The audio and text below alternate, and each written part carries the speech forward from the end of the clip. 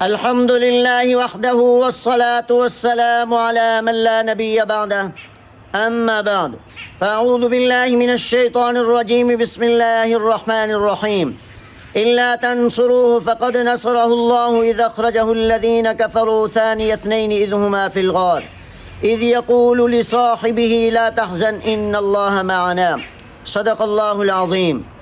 سامعین محترم، آج آپ حضرات کے سامنے محبوب پیغمبر، محبوب المسلمین، خلیفۃ المسلمین، خلیفہ راشد، خلیفہ بلا فصل حضرت سیدنا صدیق اکبر رضی اللہ تعالی عنہ کی عظمت و رفعت پر مختصر بیان کیا جائے گا۔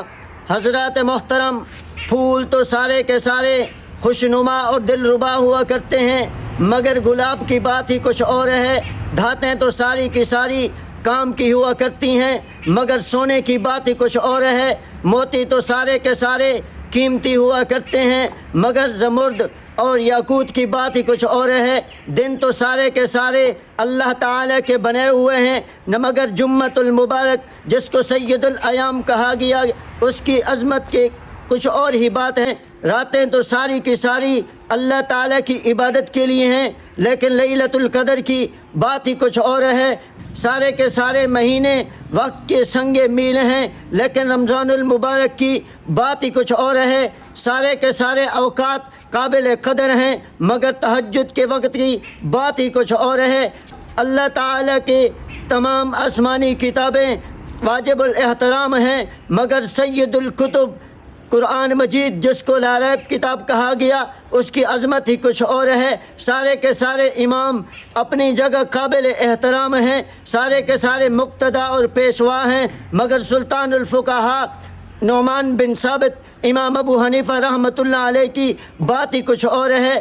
سارے کے سارے فرشتے اللہ کی تسبیح و تحمید و تقدیس کے لیے ہیں، لیکن سید الملائکہ حضرت جبرائیل امین کی بات ہی کچھ اور ہے۔ اللہ تعالیٰ کی شہر بنے ہوئے ہیں، لیکن مکہ و مدینہ کی بات ہی کچھ اور ہے۔ اسی طرح ساری کی ساری مساجد اللہ تعالیٰ کے گھر ہیں، لیکن مسجد اقصیٰ، مسجد نبوی، مسجد حرام کی بات ہی کچھ اور ہے۔ اللہ تعالیٰ کے تمام پیغمبر، تمام کے تمام انبیاء اللہ تعالیٰ کے قاصد و نمائندے ہیں، مگر محمد الرسول اللہ کی بات ہی کچھ اور ہے۔ سارے کے سارے صحابہ اپنی جگہ رشد و ہدایت کے ستارے ہیں، مگر محبوب پیغمبر، محبوب المسلمین، خلیفۃ المسلمین، یار غار، یار مزار حضرت سیدنا ابو بکر صدیق رضی اللہ تعالی عنہ کی بات ہی کچھ اور ہے۔ دوستو، اگر آپ کو یہ بات سمجھ میں آئی، خلیفہ راشد، خلیفۃ المسلمین حضرت ابو بکر صدیق کی